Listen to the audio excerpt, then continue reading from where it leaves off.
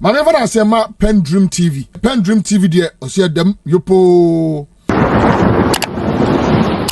You are welcome to PENDREAM TV, the only channel that brings you the best and latest updates in politics. If you are new here, please don't forget to subscribe to the channel for us. Hit the notification bell, like, and also share for other new members to watch as well. Thank you. You can also leave a comment after watching or send us a voice note on our WhatsApp number showing on your screen. Thank you. Sammy Gyamfi has also come out condemning the government about the recent corruption index issue, saying government has also allowed room or make corruption attractive, driven just for his members to venture into it. Without much ado, I would like you to join me listening to what he said into the team. Thank you. This is Newsfile, it's the most authoritative news analysis platform, and here on Newsfile we put Ghana first. And now joining us for this segment on the matter of the Corruption Perception Index, which has just been released, Transparency International, its local chapter here in Ghana. Coordinating that is the Ghana Integrity Initiative. Mary Awalana Ada is the Executive Director. Dr. Emmanuel Akwete is Executive Director, Institute for Democratic Governance. And here in the studio, Sammy Gyamfi is National Communications Officer of the NDC. He's a lawyer. And Joseph Dindiok Pemka is former Deputy Attorney General and Minister of Justice. Of course, there's no need saying he's a lawyer, because that's the first qualification to be an Attorney General or Deputy Attorney General. Welcome to Newsfile, gentlemen. Thanks for coming. Welcome, Mary. Good Samson, good morning to you and to the other panelists. Right. I can understand your disappointment from the perspective of the anti-corruption organizations that for 4 years now, and as I look at the charts, a very, very disturbing chart. Professor Mills, 2012, 45%, 45%, then 2013, John Mahama, 46%. We're looking at it from the leaders who profess to fight it. 2014, 48%, he took us to the highest then. Then 2015, 47%. 2016, 43%. This is the 43% that the NPP made such a big deal out of and got John Mahama out of office. Now the NPP comes in 40% under Akufo-Addo 2017. It took the bar even lower. Then managed to come to 41% in 2018. 2019 stayed at 41%. 2020, 43%. 2021, 43%, 2022, 43%, and 2023, 43%. So John Mahama's worst has been Akufo-Addo's best. Let me start with Sammy Gyamfi before I come to you. The NDC is looking at these statistics and saying, really? Ghanaians made such a big mistake. That's what you're saying, right? I wish I could say that. And in fact, I'll be right to say that. However, if you look at this from the standpoint of the Ghanaian, the nation Ghana, which continues to lose millions of cedis, which could have gone into useful ventures, like the construction of hospitals, schools, and other useful developmental projects for the benefit of the people. Losing all these monies to corruption, then you will say, wait a minute, let me not claim vindication, but let us have a discussion about how we can change direction, how we can change the approach which the current administration is using for the fight against corruption, and rescue this country, redeem the soul of this country from the clutches of the epidemic, levels of corruption we have seen in recent time. Like you rightly stated a while ago, corruption has become, the main symptom of the Akufo-Addo Bawumia government. The figures you just read are very clear. Our performance on the Corruption Perception Index of Transparency International in the last 7 years has been abysmal. It's been very terrible. But something that is not surprising. And it is not surprising because you reap what you sow. And we are reaping the seeds we have sown relative to the fight against corruption. This is what you get when the government of the day decides to pay lip service to the fight against corruption. The perception of corruption in Ghana today is at an all-time high because the government has decided to make corruption an attractive and thriving venture. It's become a free-for-all venture for government appointees, party functionaries of the ruling, New Patriotic Party. And it involves higher-ups, including the president, the vice president, ministers of state, and so on. Never in the history of this country have we seen such a deliberate promotion of corruption like we have seen in the last 7 years. And that is why we are performing poorly on the CPI. That is why our worst score in the last decade or so has been the score of 40 this government achieved in the year 2017, and the score of 41 they achieved in 2018, which is the second, lowest score we have had in the last decade. So clearly, we know the cause. We know the cause. You see, since this government took office, it's been countless cases of corruption. Countless cases of naked corruption and thievery. The evidence is there. The government knows. Yet in all cases, the perpetrators are walking free. They've all gone unpunished. There's been no prosecutions, no deterrence whatsoever. From the Bossgate scandals, some of you recall, we discussed this issue here, where 5 million liters of contaminated fuel was sold to unlicensed businesses at a cheap price, leading to a huge financial loss to the state. Without recourse to the Public Procurement Act, to the contracts for sales scandal, which was reviewed by your good friend Manasseh Azuri, where the head of the PPA at the time was captured on tape illegally selling government contracts. He was dealt with and is currently being prosecuted as well. Well, by the special prosecutor. You understand? By the special prosecutor. But if you look at the fact that Shraj indicted him, he went all the way to the Court of Appeal to challenge that first decision of Shraj and lost. He was sacked by the president. You are trying to go to another issue. I'm going to another issue. You understand? You look at the issue of the Galamsey fraud scandal involving Charles Bissiou. The same thing. Even before the special prosecutor at the time, Martin Amidu, could conclude his investigations into the matter, the CID, who had no locus investigating the matter because they were not properly seized with the matter, cleared Charles Bissiou, a presidential staffer, who had been caught on tape collecting bribes to promote illegal mining. They're missing excavators as we speak.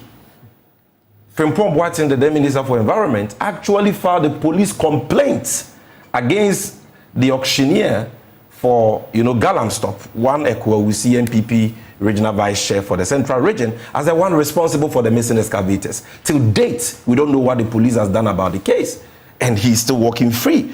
The Sputnik V vaccine scandal is yet another matter. In fact, for that matter, Parliament actually investigated it and found the Minister of Health, Ajimemenu, liable for breach of the Public Procurement Act. Yet nothing has been done about it. And the president and the vice are unable to crack the whip because they themselves are involved. You have a president who gives executive approval for that Mary Innovation deal, which was padded by over $800 million. You have a vice president, Alhaji Bawumia, who decides in the PDS case to change the requirement of a bank guarantee into an insurance guarantee, change it from a condition precedent to a condition subsequent, and allows a group of people, according to, in the words of Peter Miwu, the then Minister of Energy, to defraud us, and to date, nobody has been punished. You fix individual liability to the vice president in a matter where it's a committee that he was with. Is that not so? But he chaired it. According to the FTI report, he chaired it. And he had no business changing what the legislature, parliament in its wisdom had done, that to prove the financial capacity of PDS, to demonstrate their financial capacity to be able to manage an important national asset, 20 billion Ghana cedis asset, that is ECG, they needed to show a bank guarantee. But if the consortium did wrong,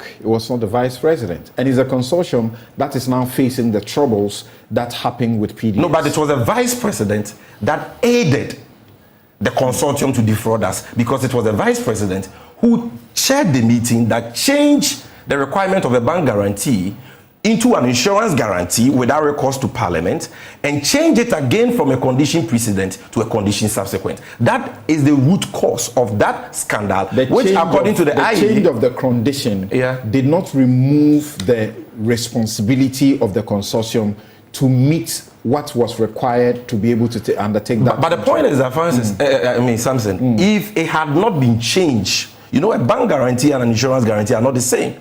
The bank guarantee is more liquid, more reliable than the insurance guarantee. So I see you have if it had not been changed, don't stay here. Let me go on. Let me go on. The point is that, according to the FTI reports, if Bawumia, that meeting which was chaired by Bawumia, had not changed the requirement of a bank guarantee into an insurance guarantee, change it from a condition precedent to a condition subsequent, what happened would not have happened. And bear in mind that according to the Institute of Economic Affairs, Ghana lost $2 billion as a result of that scandal alone, the biggest in the history of this country.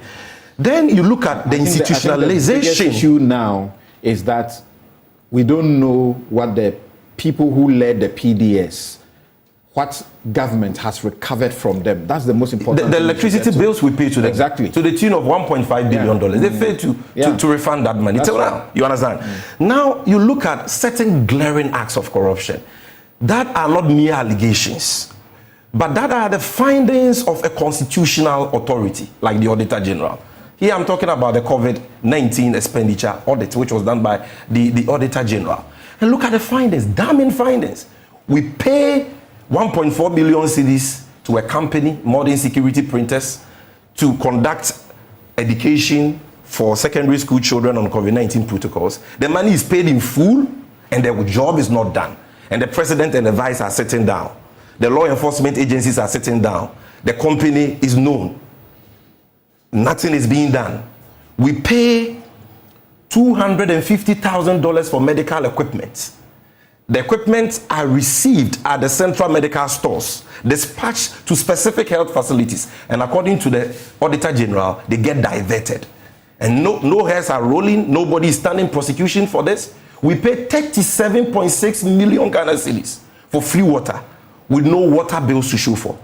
And you have a sitting, vice chair of the ruling party in the northern region, their former parliamentary candidate for Sagnerigu, One Felicia Tete, come out boldly to say that COVID-19 funds, public funds meant for saving lives, were dished out to us like granite. I got 200,000 by virtue of the fact that I was parliamentary candidate and vice chair of the NPP in the northern region. I know DCs who got 30,000, regional executives of the NPP who got 50,000 each, constituency executives 10,000.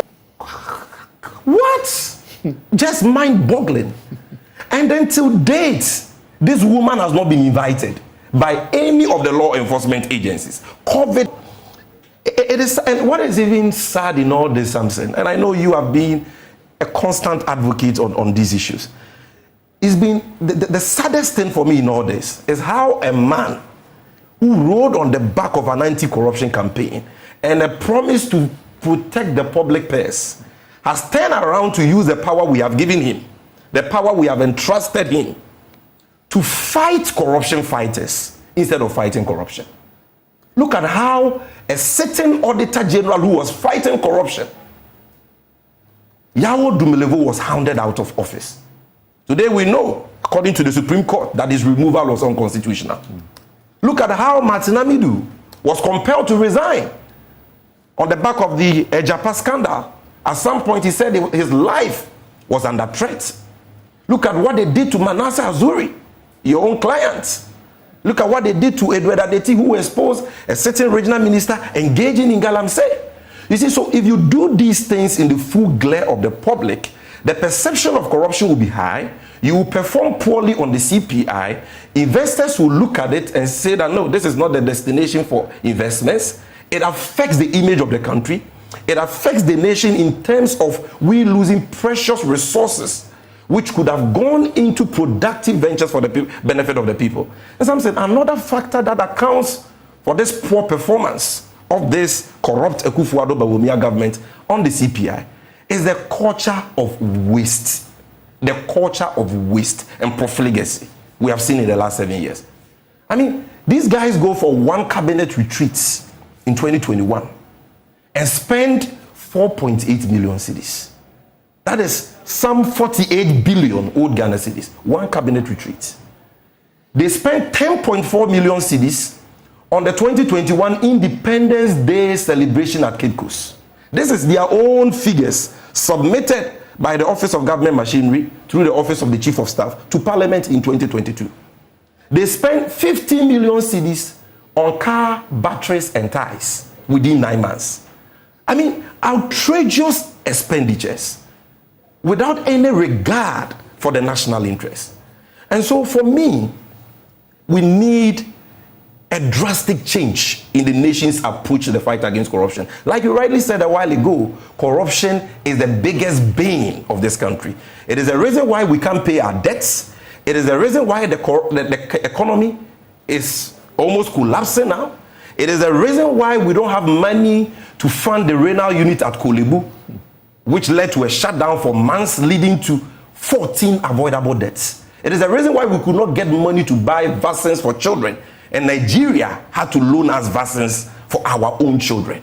It is a reason for the problems we are going through, because a few selfish, greedy politicians entrusted with the mandate of the people have decided to enrich themselves at the expense of the state.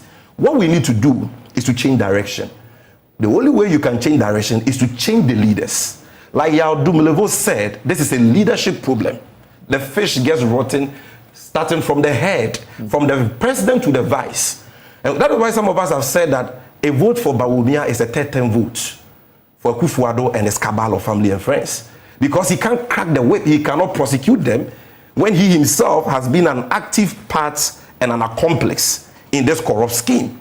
And so I think, and I submit forcefully, that the only way we can get justice, we can see prosecutions, we can see punishment being meted out to corrupt officials, is when on 7 December we make a change and bring in His Excellency John Dramani Mahama, who has promised, for example, that I will not recognize the SML contracts. You give a contract to a company which is an offshoot, and I'll land here. I know my time is up. You give a contract. It's the latest one. I need to touch on it, Samson. You give a contract to a company which is an offshoot of a timber company, has no prior experience in auditing or revenue assurance. You give them the contract based on sole sourcing, a company with no prior experience, to do what is already being done by the state regulator of the downstream petroleum sector, NPA. Mustafa Hamid says, we're already doing this. We don't see the use of the work of this company. And you pay them a staggering 24 million cedis every month. How wicked can you be?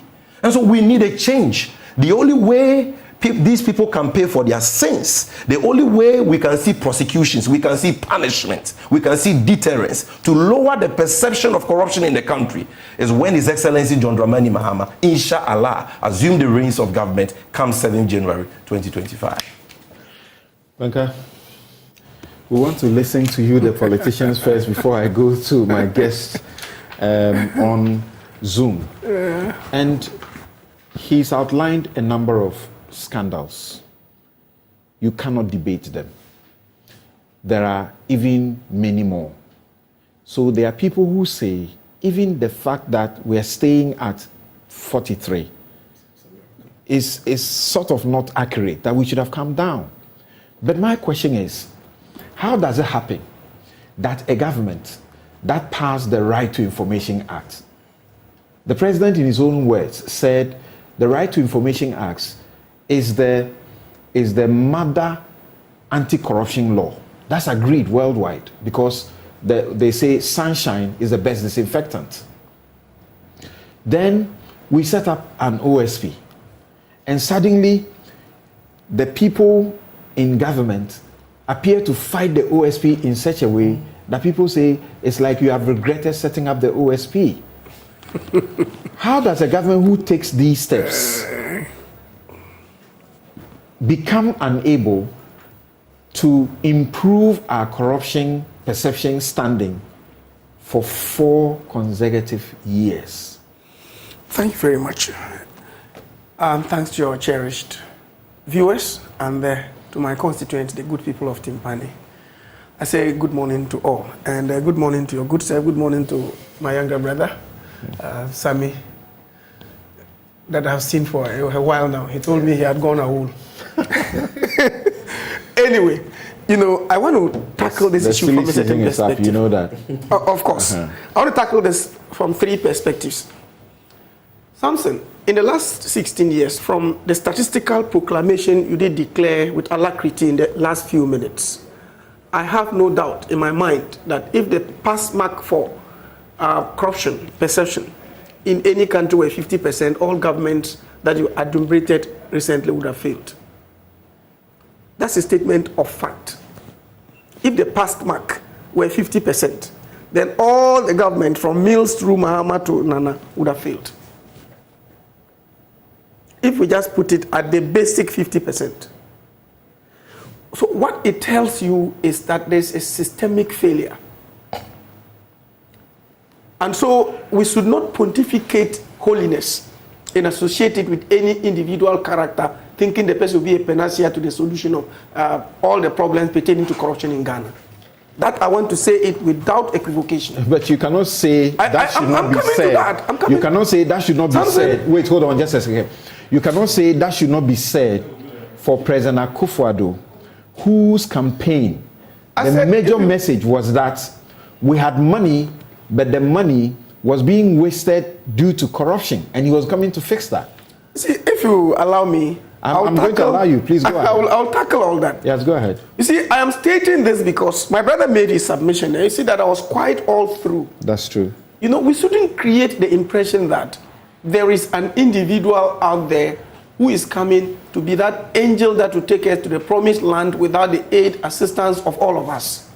It is impossible for that individual sitting at the top there to be able to manage every facet of society in manners that corruption will not fester. So it is the duty of state institutions, individuals, the public, all of us to collaborate to fight this. But as I stated in my preliminary submission, if we took the past mark to be 50%, we're going to have a situation where, unfortunately for us, none of those governments will pass the test. Very sad. That's very sad. And that's what we should be looking at, rather than individual share of blame and etc. We should ask ourselves, what is the reason why we are not performing well? And right now, for 4 years running, we have stagnated, isn't it? We are at 43. We haven't improved, we haven't deteriorated. If we take the perception index that has been churned out there to be anything to go by. So the point I'm making is that every government in the history of this country has in one way or the other tried to fight the menace and canker of corruption.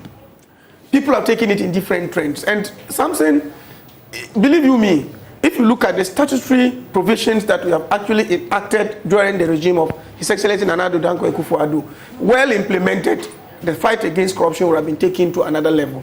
In fact, to the skies. Because you've stated, I recall that I was privileged to be Deputy Attorney General at the time we were debating the RTI and all that. And I remember one of my senior colleagues on the floor, the Honorable Katie Amon, he quoted extensively from Britain and one of the former prime ministers and stated that if there's any law that we're going to regret after passing it, it was going to be RTI. You know how long... He said there will not be security in government. Absolutely. I don't know what he wants. I don't know exactly. But you see, governments in the past had done everything to pass this. It never ever came to fruition. He came, took the bull by the horn, pushed this through, Parliament passed it, and we know what that has been able to do for us as we speak. A number of your colleagues, including your good self, have been able to probe into certain government institutions under the provisions of RTI to be able to get information very relevant for public consumption and to fight corruption. That's a commendable effort. But we seem to gloss over it because we think that it is just a law that we have made, and that the characters to implement it will be another thing. Yes, I agree. But that is a very, very significant step that one will have to take. Again, something on the RTI check this law, for me. On the RTI law, one factual point that must never be lost is that in 2016, before Parliament would wind up, the RTI law was ready, cooked for passage. Doa Jaho was superintending the process day by day, and the NPP decided that they would not support the passage. And it was clear. Chairman Sabonso didn't hide the reason they were not supporting it. That the government was in the dying days of its regime, and that they will not help it to pass it. When the NPP come, they will pass it. So it would have been passed in 2016. That's something the government had an opportunity in 8 years to have passed it earlier. That's correct. That's the most significant thing. In fact, they had an opportunity to have passed it earlier. On the occasion when it could have been passed, yes, the NDC didn't have the sufficient numbers in the House. Yes, and why didn't they? Because if they had intended to pass it, they would have galvanized the majority with a 3-line whip to come over and then pass it. Then they take the credit. My point is that your side was there and could have made the numbers for the passage, and they decided that they won't agree. Yes, but even without our side, their side alone could have passed it. What about that? Why do you push it to the minority at the time when the majority had the numbers to be able to pass it? I'm saying that under His Excellency Nanado's first term, the Right to Information Act was passed. That's correct. And that credit will have to go to him. Yes. Like it or you do not. Again, there are other provisions or laws that were enacted in that regime in the first term of Nanado, to which I was privileged to be a member. One, if you look at the Whistleblowers Act, and then you look at the Witness Protection Act. Whistleblowers Act is 2006. 2006, I mean, but we did some amendments. And then again, if you look at the Witness Protection, we enacted it under the first term of Nanado's government. And then the OSP. Let me tell you this, do a cross-check, and you are a person I hold in high esteem. Do a cross-check. There has never been in the history of Ghana any time when sitting government officials have been subjected to accountability by a state institution like now. Never ever. I've done all the checks. That's fact. Yes, it's a factual statement. If you look at what the OSP is doing now to sitting public heads and institutions, it has never ever happened. Perhaps with the exception of some military regimes. Yes, I'm talking about the civilian government. Never ever. And when I did my check, I realized that the numbers are by day increasing at frightening levels. The people who have been reported to Office of Special Prosecutor for investigations and prosecutions at various stages, we have the numbers in frightening levels. And what does that tell you? It vindicates the very purpose for which the office was set up. Because if you look at the memorandum that accompanied the bill to Parliament, one of the cardinal principles was that governance experts and think tanks had actually indicated that one of our problems is the will of the Attorney General to be able to put one of his own into the dock for prosecution. Over the years from 1992. A case attorneys general admit. Absolutely. They themselves admit. You go to sit in cabinet with colleagues, something comes up about it, human as we are, you are most likely to lean towards protecting the person. So it was as a result of this that the Office of Special Prosecutor was set up. And if you look at what my brother Kisi is doing now, look at the number. I mean, Sammy Gyamfi spoke about the former head of I think Bost. No, not Bost. Public Procurement Authority. Yes. He's being prosecuted as we speak. And you are aware. Yes, I mean the special prosecutor even updated the public as to how far they have gone. There are some cases that special prosecutor has investigated and then found that they are not within his ambit and control, and therefore they have decided that they were not going to proceed with it.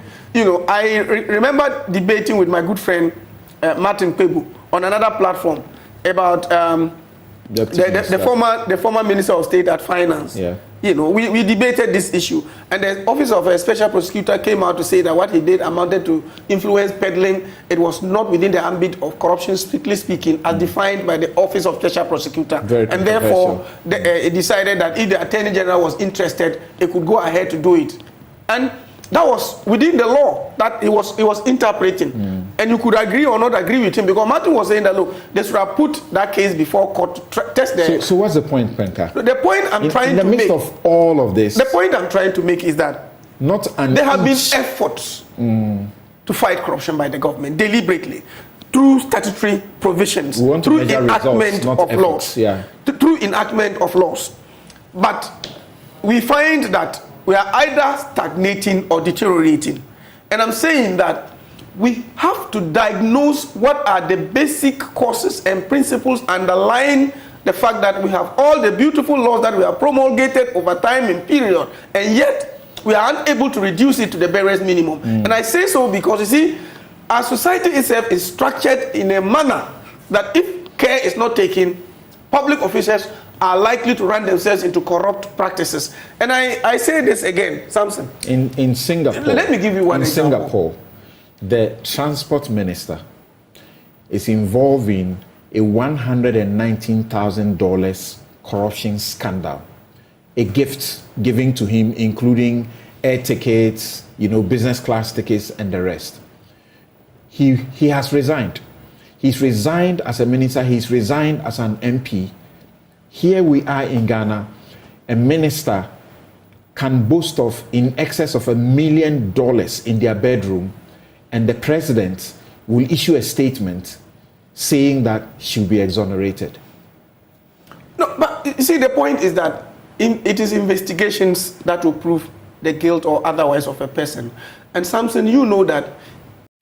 Thank you for watching, and if you have not yet subscribed, please do so for us. Hit the notification bell, like, and also share for other new members to watch as well. Thank you. Dedi kama mamena PENDREAM TV ase. Na so far so good. Say open online portal e wo Ghana. Nipa share, nipa follow, nipa comment here.